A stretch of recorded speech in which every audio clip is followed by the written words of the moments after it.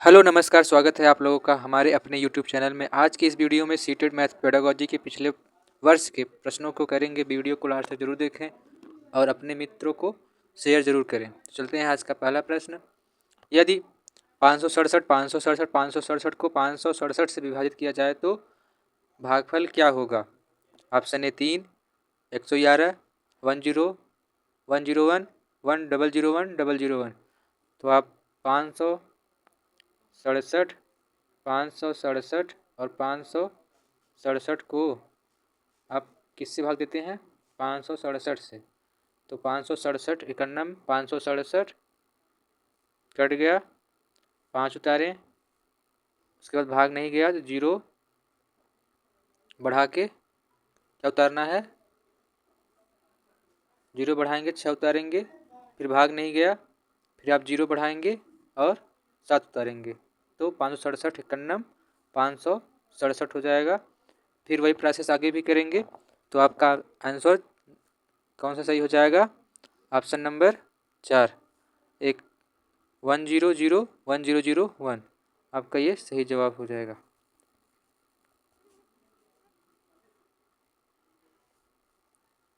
Option number 4 सही जवाब है। आज का अगला प्रश्न, 3759 गुणे 9573 के गुणनफंड में दहाई और इकाई के अंक का योगफल क्या होगा? तो आप दहाई और इकाई के अंक का योगफल क्या करेंगे? आप 3759 में 59 ले लेंगे और 9573 में 73 को ले लेंगे इकाई और दहाई के अंक को। उसके बाद क्या करेंगे? आप गुणा कर देंगे। 7 त्रिक 9 सते 9 त्रिक 27, हाथ लगा 2 और 5 ते 15 2 17, 7 9 63, 7 9 कितना हुआ? 63, 3 हाथ लगा 6 और कितना बचा? 5 सते 35, 35 6 41। अब इसे जोड़ेंगे 7 और ये 10 हो गया और यहाँ 3 हो गया। अब फिर क्या कहा है? दहाई और इकाई अंक। ये दहाई है और ये इकाई, इसको जोड़ेंगे तो क्या आएगा?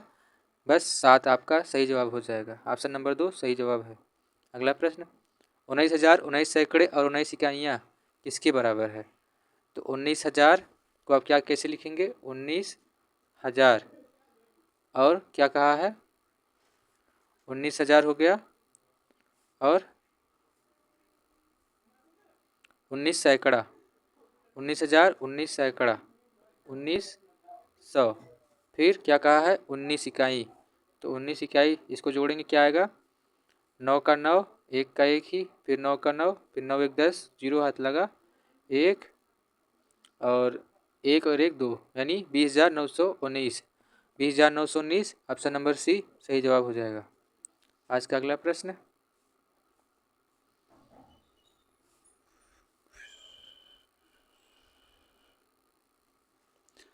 2:58 PM से 4 घंटे 59 पहले क्या समय था? तो आप 2:58 PM को आप क्या लिख सकते हैं? आप इसके हम 2:58 को क्या लिख सकते हैं? हम 14:58। ठीक, उसके बाद फिर 14:58 में आप क्या करेंगे? 4 घंटे 59 को घटा देंगे। 4 घंटे 59, 58 से 58 में 59 नहीं घटेगा तो यहाँ से 1 घंटा उधार ले लेंगे। 1 घंटे में 60 मिनट होते हैं तो यहाँ कितना हो जाएगा? 118 118 में 59 घटा देंगे तो कितना आएगा? 59। उसके बाद क्या करेंगे? यहाँ क्या बचेगा? एक उधार गया 13, 13 में से 9 गया 4, तो 9:59 और ये क्या होगा? सुबह होगी, यानी AM। ये इस तरह से इसका क्या जवाब हो जाएगा? Option number 2। अगला प्रश्न, एक ठोस जैसा की आकृति में दिखाया गया कि घनी ब्लॉक जो क्यूबिकल ब्लॉक से बना है जिनकी प्रत्येक भुजा 1 सेंटीमीटर है, ब्लॉकों की संख्या क्या होगी? तो आप जानते हैं यहाँ पे क्या है? लंबाई गुणे चौड़ाई गुणे ऊंचाई से आप निकाल सकते हैं इस फार्मूले से। तो लंबाई क्या है इसकी? कितनी है? 1 2 3 4 5, 5 लंबाई हो गई और चौड़ाई कितनी है? 1 2 3 4, सॉरी चौड़ाई कितनी है? 3 और ऊंचाई 4। 5 3 15, 15 चौका 60। ऑप्शन नंबर 3 सही जवाब हो जाएगा। दी गई आकृतियाँ समान आकार। अगला प्रश्न है, दी गई आकृति समान आकार के 5 वर्गों से मिलकर बनी है। आकृति का प्रत्येक क्षेत्रफल कितना है 180 वर्ग सेंटीमीटर। आकृति का क्या होना चाहिए, परिमाप पूछा है। तो 180 क्या है, वर्ग मीटर है सभी आकृतियों का। कितनी आकृतियां हैं, 5। तो एक आकृति कितनी आ जाएगी, सतह लगभग 36 सेंटीमीटर। 5 15 5 छक 30, 36 सेंटीमीटर। और एक पृष्ठ का क्षेत्रफल कितना निकलेगा यहाँ पे, 6 सेंटीमीटर। ठीक, 6 सेंटीमीटर। और क्या होता है, वर्ग का परिमाप 4 गुणा भुजा होता है। तो यही फार्मूला रख देंगे, तो लगभग 72 सेंटीमीटर आएगा। इसका सही जवाब ऑप्शन नंबर 4 है। अगला प्रश्न, 500 centimetre plus 50 metre plus 50 kilometre बराबर क्या होगा। कितना है, 500 सेंटीमीटर। तो 500 सेंटीमीटर को हम मीटर बदल लेंगे तो 100 से क्या करेंगे, भाग दे देंगे। तो 500 में 100 से भाग देंगे तो कितना आएगा, 5 मीटर हो गया। और 5 मीटर और 50 मीटर को ऐसे रहने देंगे, ये 50 हो गया, 50 मीटर है। और ये 5 किलोमीटर है, तो इसको मीटर में बदलने के लिए आप क्या करेंगे, 1000 से गुणा कर देंगे। तो क्या हो जाएगा, 5000 मीटर 5 किलोमीटर का। उसके बाद 50 मीटर और 5 मीटर, इसे आप क्या करेंगे, ऐड कर देंगे। तो क्या होगा, 5 5 0 5। ऑप्शन नंबर 4 जो है 5055 जो है ये सही जवाब हो जाएगा। आज का अगला प्रश्न, निम्नलिखित में से किस विभाजन में क्या है, शेष उससे अधिक होगा। जब आप 176 से 3 से भाग करेंगे, तो 176 से 3 से भाग करेंगे तो कितना आएगा, 176 से 3 से भाग कर दीजिए। 176 भागे 3 क्या होगा, 5 तिहाई 15, सॉरी 3 बच्चे 15, यहाँ 5 हो गया। और क्या बचा, यहाँ कितना बच्चा, अभी 2 बचा। और 8 तिरिक 24, 8 तिरिक कितना बचा, 24। तो शेषफल कितना बचा यहाँ पे, 2। शेषफल कितना बचा, 2 बचा है। और आपको क्या करना है, ऐसा ऑप्शन चूज करना है जिसमें शेषफल 2 से ज़्यादा हो। तो 507 पहला ऑप्शन है 773 भागे 5। तो 773 भागे 5 में अब क्या करेंगे, 5 से भाग देंगे तो कितना आएगा शेषफल, 5 तिहाई 15 और 5 दूनी 10, 5 तिहाई 15 और हाथ लगा कितना, 15 के 5 हाथ ही लगा 1। और 1 सेकंड, 173, ये तो चल ही नहीं रहा, 173 क्या करना है, 173 भागे 5, 5 तिहाई 15, सॉरी हाँ 5 तिहाई 15, 15 के 5 हासिल लगा 1। और यहाँ कितना बचा है अभी, 2, 5 चौका 20, 20 23 बचा था। यहाँ शेष कितना बचेगा, 3। और यहाँ शेष पूछा जाए तो 7 4 चौक 16, यहाँ भी 2 बचेगा, इसमें 2 बचेगा, इसमें 3 बचेगा। और 5 3 बचे 15, और इसमें कितना बचेगा, 8 3 24, यहाँ 1 बचेगा। और यहाँ कितना बचेगा, 8 दूनी 16, यहाँ 0 शेष बचेगा। तो ऑप्शन नंबर ए जो है यहाँ पे 3 शेष बच रहा है, जो कि 176 को 3 से भाग देने पर जो है 2 शेष बचता है, लेकिन 173 में 5 से भाग देंगे तो यहाँ कितना बचेगा, 3 शेष बचेगा। ऑप्शन नंबर ए सही जवाब है। अगला प्रश्न क्या है, 5671 और उसके अंकों को पलट देने पर प्राप्त संख्या का अंतर क्या होगा। तो 5000 कितना है, 5671, एक से संख्या को पलट देंगे तो क्या होगा, 1765। ठीक, संख्या पलट गई तो इसके अंतर को क्या लेंगे, अंतर ले लेंगे, यानी घटा देंगे। घटाने पर कितना आएगा, 11 में से 5 गया 6, 11 में से 5 गया 6। और यहाँ कितना बचा, 6, 6 में से 6 गया 0। और यहाँ 6 में 7 नहीं घटेगा, 16 में 7 गया तो यहाँ 9 होगा। और यहाँ कितना बचा, 4, 4 में से गया 3, यानी 3906। ऑप्शन नंबर ए सही जवाब हो जाएगा। आज का अगला प्रश्न, 63,606 में 6 के स्थानीय मान का योगफल क्या होगा। तो 63,000 में, तो 63,000 में क्या करेंगे, 6 का स्थानीय मान 60,000 हो जाएगा। और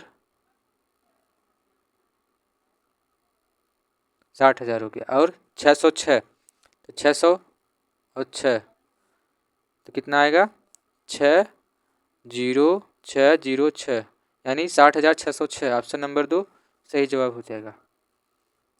नीचे दिए गए पैटर्न का अध्ययन कीजिए। 1 गुणे 1 बराबर 1, 11 गुणे 11 बराबर 121, 111 गुणे 111 गुणे 12,321। तो यहाँ क्या हो रहा है 1 गुणे 1 बराबर 1 है, 11 गुणे 11 1 2 1 मतलब संख्या पहले बढ़ रही है उसके बाद क्या हो रही है घट रही है। तो क्या हुआ यहाँ पे 1 1 1 और यहाँ भी 111 यहाँ भी 111। तो क्या हुआ पहले क्या हुआ 1 2 3 उसके बाद क्या हुआ 3 के बाद 2 1। तो कितना अंक यहाँ था 3 और यहाँ कितना है 5। पहले 1 से 5 तक संख्या बढ़ेगी यानी 1 2 3 4 5 उसके बाद 5 से घट जाएगी 4 3 2 1। ऑप्शन नंबर 2 सही जवाब है। अगला प्रश्न, एक दुकान ने 239 खिलौने हैं, 70 और खिलौने लाए गए उसमें से 152 बिक गए, बचे हुए खिलौनों की संख्या क्या है। तो कितना है 239 खिलौने हैं और 70 उसमें और आ गए, 70 ऐड कर दीजिए और 152 क्या हुए बिक गए, तो 152 आप बेच दीजिए। तो 239 70 जोड़ेंगे कितना आएगा 9 7 3 10 0 हाथ लगा 1 और 2 1 3 कितना हुआ 309 और उसमें से क्या करेंगे 152 घटा देंगे तो इसका कितना आएगा 9 में से 2 गया 7 और यहाँ 0 में से 5 नहीं जाएगा 10 में से 5 गया 5 यहाँ 2 बचे 2 में से गया 157 क्या हो गए बचे हुए खिलौना हो गए। और इसका सही जवाब क्या होगा 239 थे 70 और आए उसके बाद 152 चले गए। तो पहले क्या हुआ प्लस उसके बाद माइनस। ऑप्शन नंबर 4 जो है इसका सही जवाब है। अगला प्रश्न, 1/2 में कितने 1/8।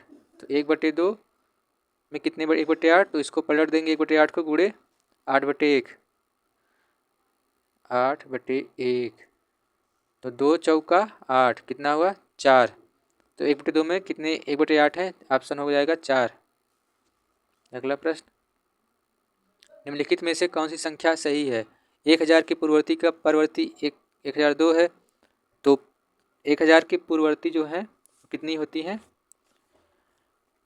1001 न कि 1002 और पूर्ववर्ती जो है ये आगे की संख्या को कहते हैं और परवर्ती या उत्तरवर्ती संख्या के पीछे की संख्या को कहते हैं।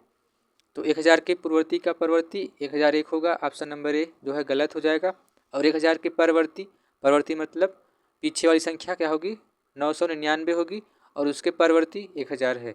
ऑप्शन नंबर बी जो है इसका सही जवाब है। और तीसरा ऑप्शन देखते हैं 1000 के पूर्ववर्ती कितना होगा 1001 का पूर्ववर्ती तो इसका आगे की संख्या होनी चाहिए न कि पीछे। ऑप्शन नंबर 2 जो है 3 गलत हो जाएगा। और 1000 के पूर्ववर्ती का परवर्ती ये भी ऑप्शन नंबर गलत है। अगला प्रश्न, एक पेंसिल का मूल्य 2.5 रुपये है। अमित क्या करता है 1.5 दर्जन पेंसिल खरीदता है और दुकानदार को 100 रुपये का एक नोट देता है, उसे कितने रुपये वापस मिलेंगे।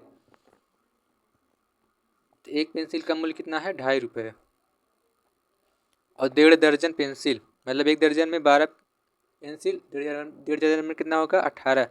इसको गुणा करेंगे कितना आएगा 18 दूनी 36 और 36 9 45 रुपये क्या हुआ पेंसिल हुआ। और अमित ने दुकानदार को कितना दिया था लगभग कितना दिया 100 रुपये। तो दुकानदार ने अमित को कितना वापस करेगा 45 रुपये काट के 55 रुपये वापस करेगा। ऑप्शन नंबर ए सही जवाब हो जाएगा। अगला प्रश्न, सुश्री टीना दशमलव के गुणन की संकल्पना का शिक्षण करने के लिए ग्रिड गतिविधि का प्रयोग करती है। उसका एक नमूना नीचे दिया गया है। इस तरह से दशमलव का ग्रिड पद्धति दिया गया है और 0.0 गुणे 0.6 0.06। इस पद्धति के द्वारा सुश्री रीना क्या करना चाहती है प्रक्रमणीय ज्ञान पर ज़्यादा बल दे रही है और संकल्पना का ज्ञान पर कम। संकल्पनात्मक ज्ञान और समस्या समाधान पर ज़्यादा बल दे रही है और प्रक्रमणशील ज्ञान पर कम। या सीखने के लिए परंपरागत उपागम का प्रयोग कर रही है या समस्या समाधान कौशल के विकास पर बल दे रही है। इसका सही जवाब क्या हो जाएगा ऑप्शन नंबर 2 संकल्पनात्मक ज्ञान और समस्या समाधान पर ज़्यादा बल दे रही है और प्रक्रमणशील जो है ज्ञान पर कम दे रही है। ऑप्शन नंबर 2 जो है सही जवाब हो जाएगा। अगला प्रश्न, कक्षा 4 के विद्यार्थियों को समझाने के लिए कि शेष हमेशा विभाजक से कम होता है उचित उपागम है। वस्तुओं के विभाजक के गुणों में समूहीकृत करना और प्रदर्शित करना कि वस्तुओं की संख्या जो समूह में नहीं है विभाजक से कम है। या फिर श्यामपट्ट पर विभाजन करने वाले बहुत सारे सवाल करना और दिखाना कि हर बार शेष विभाजक से क्या है, कम है। अनेक बार विद्यार्थियों को मौखिक रूप से स्पष्ट करना या विभाजन वाले सवालों को मिश्रित भिन्नों के रूप में निरूपित करना और उन्हें स्पष्ट करने की भिन्न का अंश शेष है। तो इसका सही जवाब हो जाएगा वस्तुओं को विभाजक के गुणजों की में जो है समूहीकृत करना और प्रदर्शित करना कि वस्तुओं की संख्या जो समूह में नहीं है वो विभाजक से कम है। यह कक्षा 4 के विद्यार्थियों के समझने के लिए उचित जो है उपागम होगी। अगला प्रश्न, कक्षा 3 के विद्यार्थियों की संख्या पद्धति पढ़ाने का उद्देश्य क्या है? 6 अंकों की गणना तय करना या फिर संख्याओं को सैकड़ा, दहाई और इकाई के समूह के रूप में देखना और स्थानीय मानों का सार्थकता को समझना या 4 अंकों वाली संख्या के योग और व्यवकलन के कौशल को प्रवीणता प्राप्त करना या बड़ी संख्याओं को पढ़ने के कौशल में प्रवीणता प्राप्त करना। तो कक्षा 3 के विद्यार्थियों की संख्या पद्धति पढ़ाने के मुख्य उद्देश्य संख्याओं को जो है सैकड़ा, दहाई और इकाई के समूह के रूप में देखना और स्थानीय मानों की सार्थकता को क्या है, समझना होता है। अगला प्रश्न, गणित में गणना करने संबंधी कौशलों को किसके द्वारा बढ़ाया जा सकता है? केवल संकल्पनात्मक ज्ञान देकर, केवल एल्गोरिथम का वर्णन करके या कक्षा में अभ्यास हेतु क्रियाशील गतिविधियों का आयोजन करके या संकल्पनाओं और प्रक्रियाओं को स्पष्ट करने के बाद अधिक से अधिक अभ्यास कराना। तो इसका सही जवाब क्या हो जाएगा? केवल संकल्पनात्मक ज्ञान देकर, केवल शब्द सीटेड में क्या है, नेगेटिव शब्द है, इसे काट देंगे। और ऑप्शन नंबर 4 जो है अधिक से अधिक अभ्यास कराना, ये कक्षा 3 के लिए या 5 तक के लिए बच्चों को नहीं कराना चाहिए। और केवल दूसरा ऑप्शन भी में केवल शब्द का प्रयोग किया है, यह भी ऑप्शन गलत हो जाएगा। तो ऑप्शन 3 जो है यही सही जवाब हो जाएगा, कक्षा में अभ्यास हेतु क्रियाशील गतिविधियों का आयोजन करके। अगला प्रश्न देखते हैं, कक्षा 4 के विद्यार्थियों को समतल आकृतियों के क्षेत्रफल की संकल्पना से किसके द्वारा परिचित कराया सकता है? इकाई वर्गों की गणना की सहायता से आकृतियाँ के क्षेत्रफल गणना करना या विभिन्न वस्तु जैसे हथेली, पत्ती, पेंसिल आदि की सहायता से किसी भी आकृति के क्षेत्रफल का मापना या आयत की लंबाई और चौड़ाई का पता लगाने के लिए आयत के क्षेत्रफल का सूत्र का प्रयोग करके आयत के क्षेत्रफल का गणना करना या आयत और वर्ग के क्षेत्रफल का सूत्र बताना। तो कक्षा 5 के जो विद्यार्थी हैं उन्हें क्या नहीं करना चाहिए, सूत्र को नहीं बताना चाहिए। ऑप्शन नंबर 4 जो है सीधे सीधा गलत हो जाएगा। और ऑप्शन नंबर 3 जो है आयत की लंबाई और चौड़ाई का पता लगाते हुए आयत के क्षेत्रफल सूत्र का प्रयोग जो है कि छोटी कक्षाओं में नहीं होता है। ऑप्शन नंबर 3 भी गलत जवाब हो जाएगा। और विभिन्न वस्तुओं जैसे हथेली, पत्ती, पेंसिल आदि की सहायता से किसी भी आकृति का क्षेत्रफल को मापना, यही इसका सही जवाब हो जाएगा, ऑप्शन नंबर 2। अगला प्रश्न, राष्ट्रीय पाठचर्या की रूपरेखा 2005 मानती है कि जो गणित में चिंतन और तर्कड़ा का एक तरीका शामिल होता है, इस दृष्टिकोण को किसके द्वारा प्राप्त किया जा सकता है? विद्यार्थियों को बहुत सारे सवाल कार्यपत्रक देना, छोटी कक्षाओं में विद्यार्थियों को बहुत सारे सवाल नहीं देना, ऑप्शन नंबर 1 गलत है। विद्यार्थियों को विशेष कोचिंग देना, यह भी गलत जवाब है। खोजबीन उपागम का प्रयोग करना, हस्तचालकों का प्रयोग करना या संकल्पनाओं का वास्तविक जीवन से जोड़ना विद्यार्थियों को चर्चाओं में शामिल करना। तो इसका सही जवाब ऑप्शन नंबर 3 है। आप खोजबीन करने का प्रयोग करेंगे और लर्निंग बाय डूइंग मतलब अपने हस्तचालकों का भी प्रयोग करेंगे, जिससे उसका क्या होगा, वास्तविक जीवन से जोड़ना, संकल्पनाओं का विद्यार्थियों को चर्चाओं में शामिल करना, इसका सही जवाब हो जाएगा। अगला प्रश्न, भिन्नों का योग पढ़ाते समय श्री सिंह द्वारा यह देखा गया कि निम्नलिखित प्रकार की त्रुटियां बहुत आम हैं। कौन सी त्रुटि बहुत आम है? ठीक, 2/3 प्लस 2/5 बराबर 4/10। सुश्री को निम्नलिखित उपचारात्मक कार्य करना चाहिए। क्या करना चाहिए? हर के लघुत्तम समापवर्तक की संकल्पना का स्पष्ट करना। ये भी बात सही है, लेकिन यहाँ बहुत आम त्रुटि होनी चाहिए, तो लस अभी उसका गलत है। देखते हैं आगे। समान प्रकार के सवालों का अधिक अभ्यास करना, या फिर असमान भिन्नों के योग का संकल्पना को स्पष्ट करने के लिए चित्रात्मक प्रतिरूप देना तथा बाद में समान प्रकार के सवालों का क्या करना? अभ्यास कराना, या विद्यार्थियों को मेहनत करके सवाल देना और भिन्नों के योग वाले सवालों का अभ्यास करना। इसका सही और सटीक जवाब क्या होगा? असमान भिन्नों के योग की संकल्पना को स्पष्ट करने के लिए चित्रात्मक प्रतिरूप देना तथा बाद में एक समान प्रकार के सवालों का अभ्यास कराना। तो इसका सही जवाब ऑप्शन नंबर 3 हो जाएगा। योग और व्याकरण पर आधारित पदों में दिए गए सवालों को हल करने की विद्यार्थियों की दक्षता का आकलन करने के लिए शीर्षक है। गलत आंशिक रूप से सही, पूर्णतः सही। सवाल का बोधन, निष्पादित की जाने वाली संक्रिया का पहचान, संक्रिया की समस्या की गणितीय रूप, निरूपण, सवाल का समाधान और प्रस्तुतिकरण। सवाल या फिर सवाल का बोधन और सही जवाब लिखना। और चौथा ऑप्शन सवाल की पहचान, सही संक्रिया निष्पादित करना। इसका सही जवाब क्या हो जाएगा? ऑप्शन नंबर 2 इसका सही और सटीक जवाब है। सवाल का बोधन, निष्पादित की जाने वाली संक्रिया का पहचान, समस्या के गणितीय रूप से निरूपण और सवाल का समाधान और प्रस्तुतिकरण करना। भिन्नों के योग संकल्पना के पाठ को योजना बनाते समय शिक्षक पट्टी मोड़ने वाली गतिविधि का प्रयोग कर रही है। एक पट्टी है, यहाँ पे एक को कलर कर दिया, एक तरफ वैसे ही छोड़ दिया गया, जिसे बोल दिया गया 1/2। और यहाँ पे 4 पट्टियाँ हैं, 1 2 3 4, और ये एक कलर कर दिया गया, 1/4 हो गया। और यहाँ पे लगभग 8 पट्टियाँ हैं, एक कलर कर दिया गया और 8 पट्टियाँ हैं, कलर कर दिया गया। तो उपयुक्त गतिविधि क्या उसी गतिविधि कहलाएगी? विषय वस्तु से पूर्व की गतिविधि है कि विषय वस्तु संबंधी गतिविधि है, या विषय वस्तु पक्ष गतिविधि है, या समय बर्बादी है? तो विषय वस्तु से पूर्व की गतिविधि ये कहलाती है। ऑप्शन नंबर 1 सही जवाब है। पैटर्न की पहचान करना और उन्हें पूरा करना प्राथमिक स्तर पर गणित की पाठचर्या का एक अनिवार्य हिस्सा है, क्योंकि वह विद्यार्थियों में सृजनात्मक को बढ़ावा देता है और संख्याओं और तथा संक्रियाओं की विशेषता को समझने में उनकी सहायता करता है, या विद्यार्थी में सृजनात्मक और कलात्मक गुणों का विकसित करता है, या विद्यार्थियों को प्रतियोगी परीक्षाओं के तैयार करता है, या सुडोकू पहली हल करने की विद्यार्थियों की सहायता करता है। तो इसका सही जवाब क्या हो जाएगा? ऑप्शन नंबर 1 विद्यार्थियों में सृजनात्मकता का बढ़ावा देता है और संख्याओं तथा संक्रियाओं की विशेषता को समझने में उनकी सहायता करता है। अगला प्रश्न, कक्षा 2 में अबेकस का प्रयोग नहीं होना चाहिए। अबेकस का प्रयोग आप लोग नोट करेंगे तो आप लिखने में इसका प्रयोग नहीं कर सकते हैं। गणना करने में, स्थानीय मान में या त्रुटि की संख्याओं को पढ़ने में किया जाता है। तो ऑप्शन पढ़ेंगे, गणना में परिशुद्धता प्राप्त करने, ये बात सही है, इसमें प्रयोग किया जाता है। स्थानीय मान की महत्ता को समझने, स्थानीय मान में भी अबेकस का प्रयोग किया जाता है।